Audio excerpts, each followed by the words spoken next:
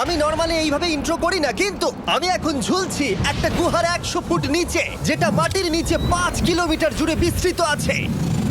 আর আমরা এটা পছন্দ করি বা না করি, যখনই আমি আর আমার বন্ধুরা মাটি টাচ করলাম, আমরা অফিসিয়ালি এখানে আগামী 7টা দিন কাটাতে চলেছি। বাবারে, এটা আমার জীবনে করা সবথেকে ভয়ঙ্কর জিনিস। প্রথমত, আমাদের এখন এখান থেকে অনেকটা দূরে যেতে হবে। কেন? যদি ঝড় বৃষ্টি হয় তাহলে এই পুরো জায়গাটা জলে ভরে যেতে পারে, আর সমুদ্রের মতো ঢেউ এসে সবাইকে ভাসিয়ে নিয়ে যেতে পারে। সেই জন্য আমাদের আরো ভিতরে যেতে হবে একটা বেস ক্যাম্প বানানোর জন্য। ভাই এটা পুরো পাগলাম। এটা একটা অন্য জগৎ মনে হচ্ছে। এই কেভ এন্ট্রান্সটা হয়তো দেখতে সুন্দর, কিন্তু দেখে যা মনে হচ্ছে আসলে তা নয়। আর আমরা হয়তো জানি না যে আগামী 7টা দিন আমাদের জীবনের সব থেকে কঠিন সময় হতে চলেছে। সব থেকে বাজে ডিসিশন। ঠিক আছে, আর কিছুক্ষণের মধ্যেই অন্ধকার হতে চলেছে। ক্যাম্প না করলে আমরা বিপদে পড়বো। আমরা কোথায় যাচ্ছি সেটা কি বলবে? আমাদের ক্যাম্প সেটআপের জন্য একটা ফ্ল্যাট গ্রাউন্ড খুঁজতেই হবে। কেভের ভেতরে ঢোকার পরে আমরা এমন একটা জায়গা খুঁজে পেলাম যেটা অনেকটা উঁচু